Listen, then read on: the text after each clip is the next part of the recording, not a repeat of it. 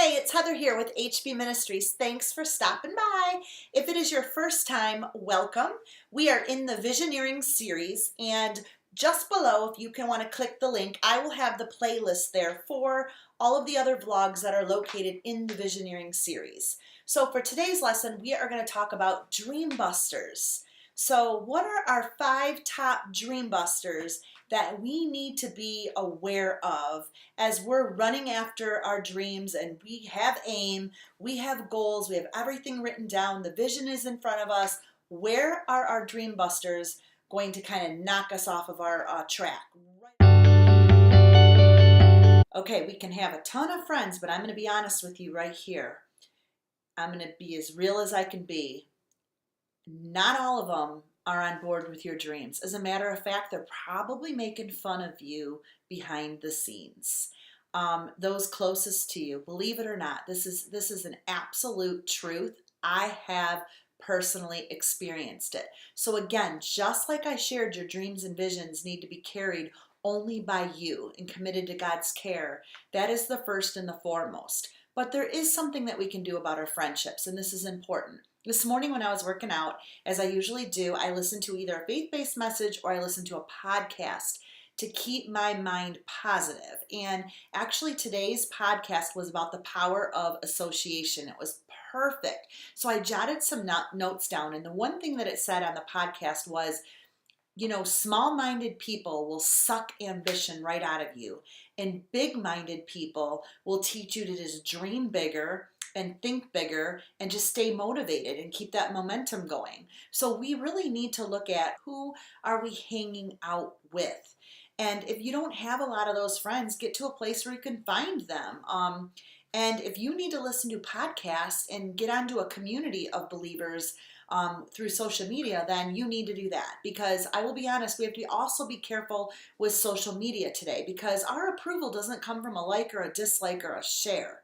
That actually can be a distraction, which can lead to a dream buster. So be careful where your friendship associations are at. Look at your friends, because your friends can really push you toward success. Your success is determined by your friendship group. So look at the friends that you're around and look at those that believe in you. And you'll know the ones that are distracting you. It doesn't mean that you cannot be their friends. You just got to learn boundaries and you got to protect your dreams so they're not busted in the end. All right, let's be about fatigue. Now this one is probably the most important one out of the entire list. So I want to spend some time here, and I want to specifically talk to moms or working moms. There could be dads out there too, and working dads, but I want to talk to the ones that are just tired in their spot. But feel like there's nothing about me. How do I dream? How can I find my own personal purpose? And I think that we need to understand that God sees us where we are at right now. And I think we just need to take a time out there, because we can get so fatigued over the situation in the season that we're in that we forget that we need to get a vision for ourselves in that season. We got to kind of get a formula going, because the dream is not over. It did not die. The situation is busting you. It's making you fatigue. You're looking at what you're doing now and you're not feeling any value or any worth. You're feeling stressed out. We got to get above. We got to get on a cloud and get above the situation, the reality that we're in now, and set a vision and a dream there. Because listen, what you're doing right now is huge. The chapter that you're in is very important. You're building a legacy wherever you're at. If you're a mom, you're building a legacy. There is a vision there. And certainly, you can build a vision for yourself being an at-home mom. As a matter of fact, you can organize your time to either study or write or work at that home business that you want sometime. You really have the opportunity, actually a bigger opportunity, to really get some things in order. So maybe you're going to set a vision as how you're going to organize your life, jumping on a cloud, rising above and looking down at your situation. But what could it be and what should it be? And I know that you're in that, and it always doesn't feel good. That season can be rough. We can feel like we're alone sometimes. We can feel like we're struggling. But look at your gifts. Look at your talents. Don't forget to still dream. Dream above the current situation that you're in.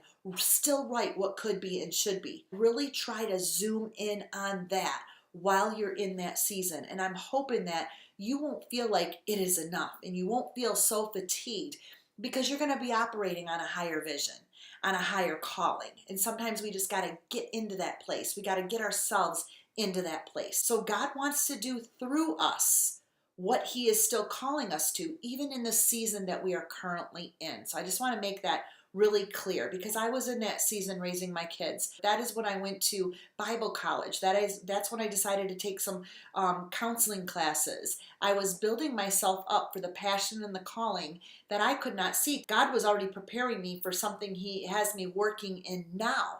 But I'm glad that I got myself out of the fatigue mode and put myself on that cloud and thought, well, what is the vision that's higher than where I'm at right now in my current situations? We want to bust that fatigue. We don't want that to be the dream buster. Focusing on the negative. I think I talk about this one all the time, but it can and it will kill your dream. It's biggest dream buster. Life can and will stink sometimes. It just will. And so maybe you're in a place right now saying, yeah, what in the world just happened to me? Whether you're dealing with finances, a marriage, maybe you're going through a lawsuit, a health struggle, something that's going on with your kids where you've literally had to say, my dreams, my passions, my ambitions, my goals have to stop. God can do immeasurably more than we can actually think or imagine in a minute's time.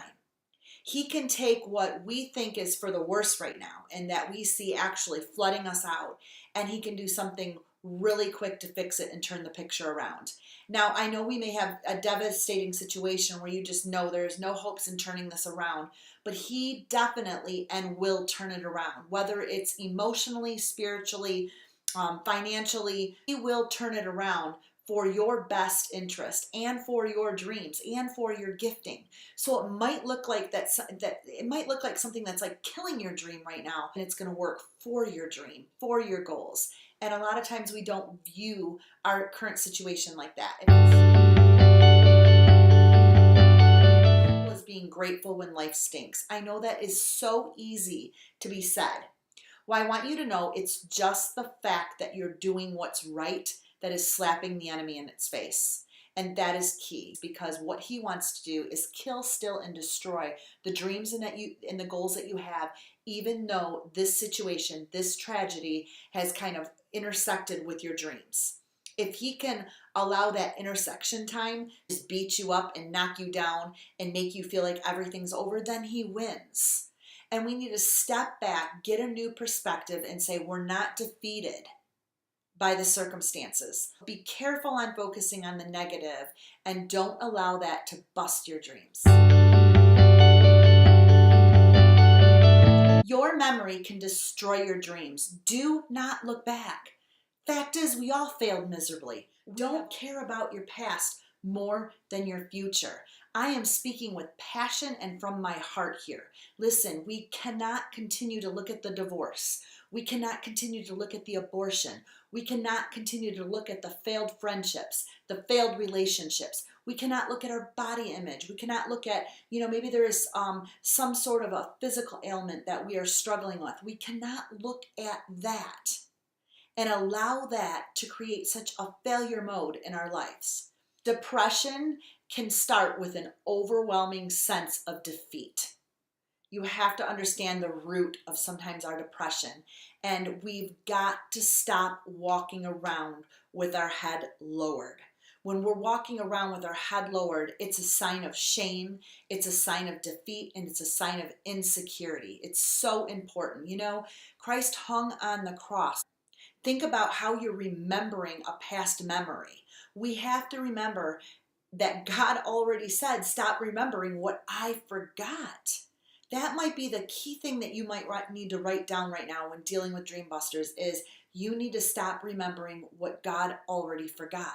I understand that some self-pity over failures can be really hard. So I'm going to give you a goal right now to just be at work this week. If this is something that you're struggling with, and I made this sound way too easy as if, we need to destroy the past and really looking at the future, but you're stuck. If you're in that place, I'm asking you to set a goal where you can get to a place and learn about God's grace and allow him to grace that thing in your life, that failure that you can't get past. Let him discipline you and teach you with his grace and his love. So where are you going to go learn? Are you going to listen to more faith-based messages based on failure and your past and shame? You can Google that and all kinds of stuff will come up on YouTube. If you put in some great speakers like T.D. Jakes or Stephen Furtwick, Joyce Myers, Beth Moore. I mean, you can put some really good names in there and you'll find some messages. I'll also encourage you to grab my Run book. I'll have the link below. Grab a copy of Run, and I have a whole area in there that really helps you look at the obstacle of your past. My personal story, my personal failures are in the book. So I'll run right alongside of you. So if you're stuck in that self-pity over failures, let me help you. Let me run with you with the book. So go ahead and check it out. You can go to my website, go to my store, and I don't want anything busting your dreams, nothing at all. So thanks for joining today. I hope this was a blessing. Hit the subscribe button if you haven't. Hit the bell so you can be reminded when I post again. And for now, I will see you next time. Number 4, pray and thank God in advance. This is really an expression of our trust in him, that he's going to carry on the desires that he has